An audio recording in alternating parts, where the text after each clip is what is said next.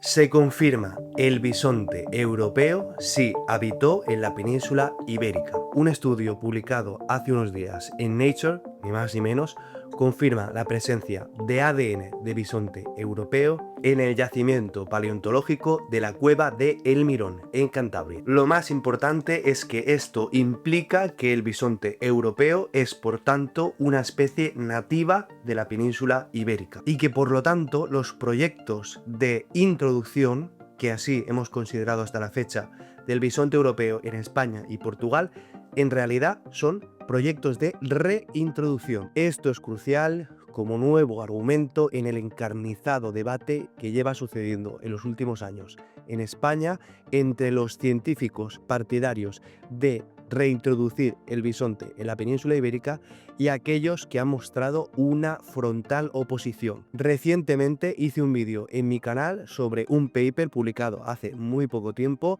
en el que 40 científicos de gran renombre se mostraban en contra de los proyectos de reintroducción del bisonte en España por diversos argumentos que expuse en este vídeo que no debes de perderte, aquí te lo dejo, y que algunos de ellos vamos a discutir también ahora.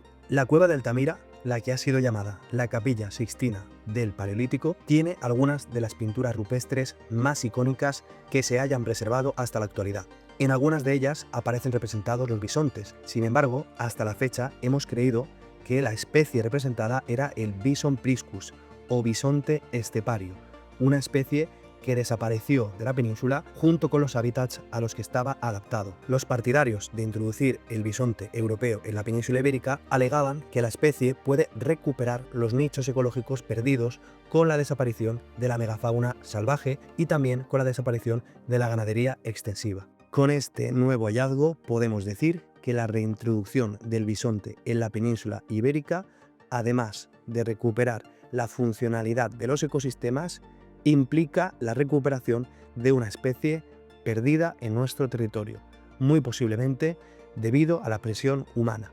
La información publicada en este artículo de Nature no tiene como propósito hablar sobre el estatus de especie nativa o no del bisonte en la península ibérica. Se trata de un hallazgo puramente contingente y no intencional. Es decir, el estudio tenía como propósito la secuenciación del ADN sedimentario antiguo encontrado en este yacimiento arqueológico mediante las nuevas técnicas de secuenciación de ADN desarrolladas recientemente. En este canal ya hemos hablado, por ejemplo, del metabarcoding en algunos vídeos como este, que aquí os dejo, que están abriendo nuevas posibilidades para comprender la historia de los ecosistemas y también la historia de los seres humanos. En este estudio se han revelado importantes informaciones, como que algunas especies, como la hiena manchada, los leopardos, el rinoceronte lanudo o los leones, sobrevivieron mucho más tiempo en la península ibérica del que se pensaba, incluso sobreviviendo al último máximo glacial. Se trata de un estudio riguroso firmado por 21 investigadores y publicado en una de las revistas más prestigiosas del globo, que además no tiene por intención demostrar o no la presencia del bisonte europeo en la península ibérica. El hallazgo ha sido puramente inintencionado y de hecho el bisonte europeo aparece mencionado como una especie más entre un número amplio de distintas especies y ni siquiera es referenciado en el cuerpo de texto, es decir, solo aparece mencionado en una tabla donde aparecen inventariadas todas estas especies. Por lo tanto, el artículo no ha tenido el interés de participar en esta guerra abierta que hay entre, como decía, los partidarios de reintroducir el bisonte en la península ibérica y quienes se muestran en contra de manera radical. Algo que, como digo, ya tratamos en un vídeo anterior que recomiendo que veáis. En este vídeo os pido que me acompañéis en una lectura de este maravilloso artículo del que podemos extraer información valiosísima basada en la implementación de estas técnicas de secuenciación del ADN recientes que hemos desarrollado recientemente en yacimientos paleontológicos. El artículo comienza presentando cuál es el escenario de la península ibérica durante el Pleistoceno superior, edad en la que se desarrolla en su mayor parte nuestra especie, Homo sapiens. Y en la península ibérica va a suceder algo fascinante. La península ibérica es el último lugar del globo donde desaparecieron los neandertales. Sí, como lo estáis escuchando. Los neandertales resistieron en la península ibérica hasta hace tan solo 30.000 años, siendo Gibraltar el último bastión de esta especie. De hecho, el Homo neanderthalensis, el hombre de Neandertal, no se llama Homo gibraltarensis por pura casualidad. Los restos de Neandertal fueron primero datados en Gibraltar, pero se confundieron con los restos de un humano moderno.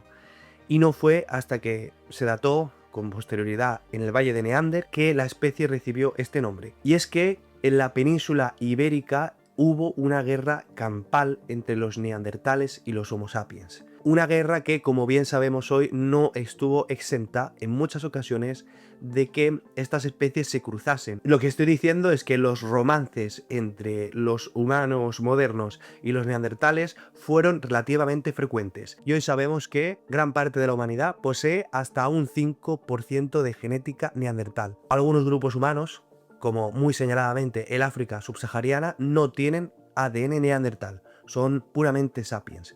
Y otros grupos humanos hemos sabido que también se cruzaron con otras especies de seres humanos como los Homo denisovanos. Este sería el caso de los asiáticos. Por lo tanto, esto cuestiona hasta cierto punto la hipótesis monofilética de la evolución del Homo sapiens. Es decir, esto estaría apuntando a que en cierto grado existe una poligénesis, no tanto por la propia fundación y expansión de la especie sapiens, sino por el cruzamiento posterior de la especie sapiens con otras especies que poblaban el globo, que fueron coetáneas, por lo tanto, con nosotros. Los Homo sapiens colonizaron Europa desde el este, y es la península ibérica el último lugar al que llegaron. En su avance fueron sustituyendo por competencia directa o por presión, por competencia indirecta, a los neandertales. La desaparición de los neandertales se debe, por lo tanto, en gran parte a la expansión de los Homo sapiens. Hoy, algunos investigadores creen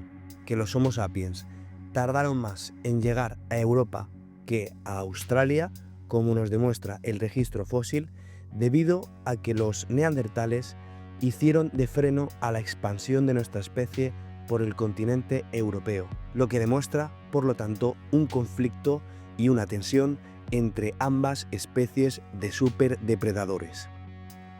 Yo muchas veces me he preguntado cómo sería el mundo si hasta el día de hoy hubieran sobrevivido distintas especies de humanos.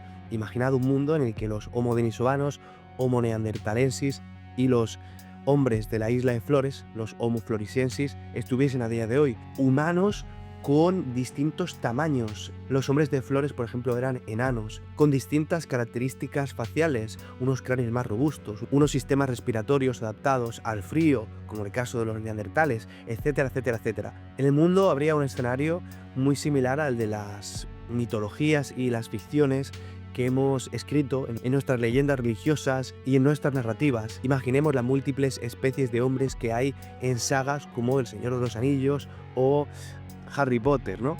En cualquiera de los casos, viendo la triste y dramática historia del racismo que ha practicado la humanidad, aún siendo todos miembros de la misma especie, no me puedo imaginar qué hubiese sucedido si estas especies hubiesen sobrevivido hasta nuestros días. Muy posiblemente esta Arcadia en la que todos vivimos felices y compartimos y cooperamos en nuestras diferencias, que yo estoy imaginando en mi cabeza, no hubiese sucedido. De hecho, y aunque, como decía, los seres humanos se cruzaron con estas especies, con algunas de ellas, es muy probable que desaparecieran todas ellas por la expansión y hegemonía del Homo sapiens, de nuestra especie. De hecho, si uno ve el árbol genealógico de nuestra especie y ve cómo múltiples especies de homos han vivido a lo largo de los últimos 2,5 millones de años, que es el periodo en el que el género Homo existe en la Tierra,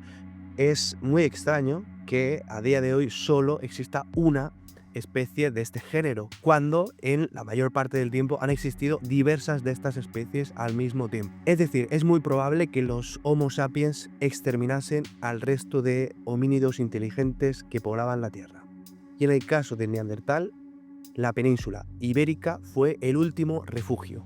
Como decía, los humanos modernos entraron por el este de Europa, y fueron cercando a los neandertales desde el este de Europa hasta acorralarlos en la península ibérica, donde se libraron las últimas tensiones, las últimas batallas y también los últimos romances. Como dice este artículo, los seres humanos modernos y los neandertales competían por ocupar los mismos nichos ecológicos. El ser humano moderno, más sofisticado, tal vez el único poseedor del pensamiento abstracto entre todas las especies humanas, acabó por imponerse en la península ibérica, suponiendo el fin de los neandertales. Pero además, la península ibérica estuvo poblada hasta hace muy poco tiempo, en términos biológicos y geológicos, qué decir geológicos, por especies increíbles como los cuones, las hienas manchadas, los leopardos, las hienas de las cavernas y mamuts, rinocerontes lanudos, osos, etc. El artículo reivindica desde el inicio las nuevas técnicas de secuenciación del ADN, como es el caso del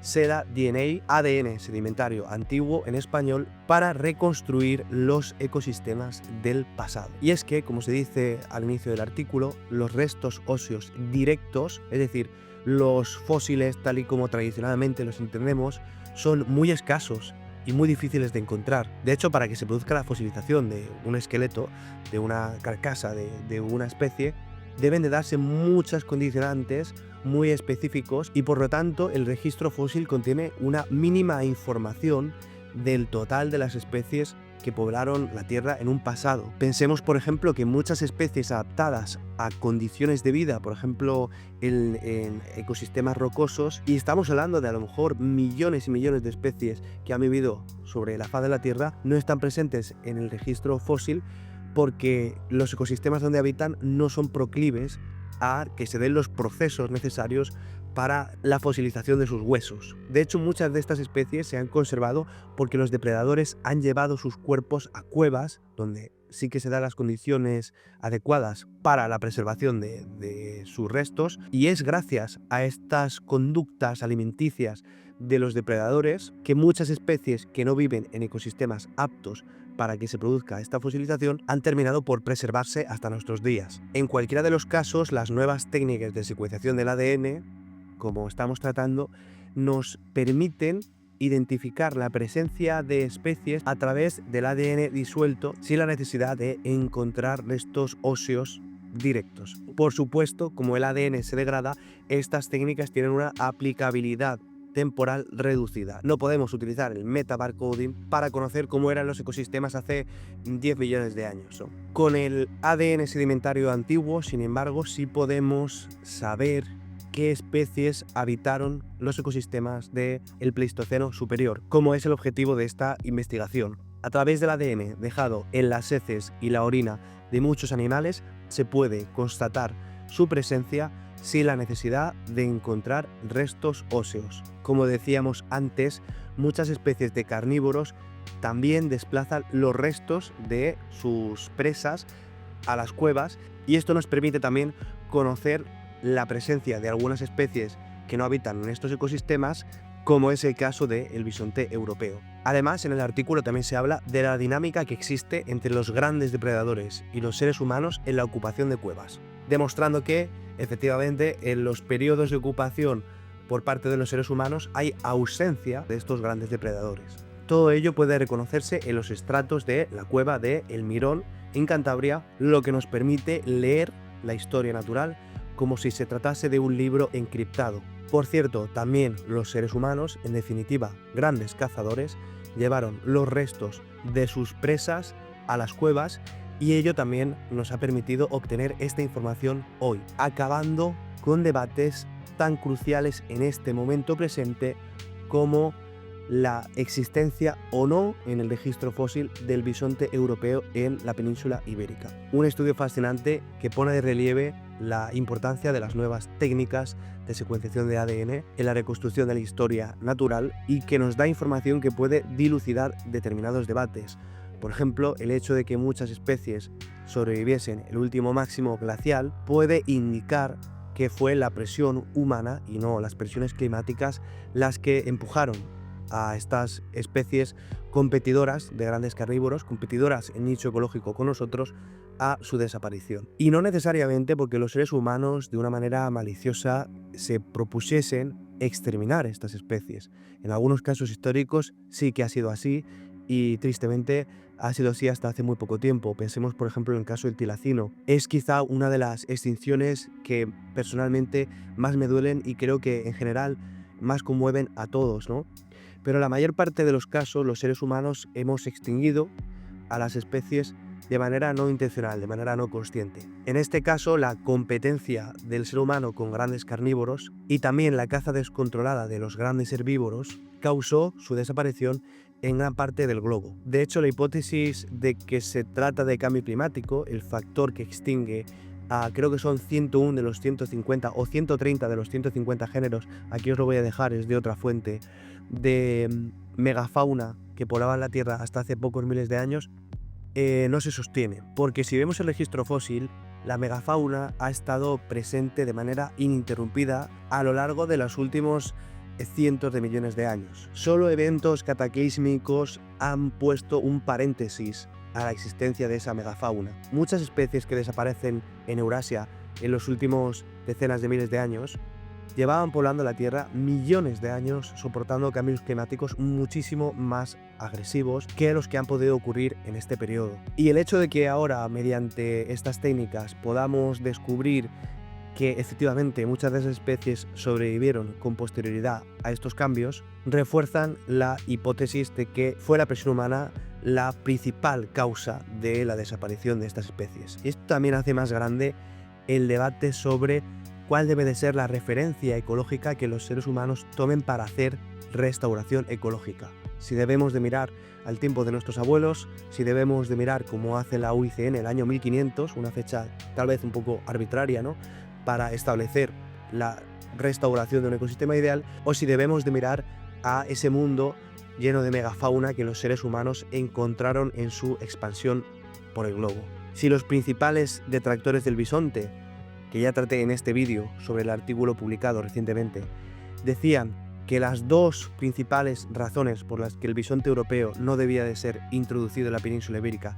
eran: uno, que no se trataba de una especie nativa, y dos, que los ecosistemas del bison priscus, del bisonte estepario, ya no estaban en la península ibérica, ambos argumentos han caído, puesto que el bisonte europeo actual está adaptado a los ecosistemas actuales de Europa y no a los ecosistemas del bisonte estepario. Y dos, el bisonte europeo actual sí habitó en la península ibérica. Y esto es una grandísima noticia. Este debate encarnecido sobre el bisonte continuará muy posiblemente en los próximos años, pero de ahora en adelante tenemos una nueva evidencia que creo que inclinará definitivamente la decisión de la comunidad científica hacia la definitiva reintroducción de esta especie en España y Portugal.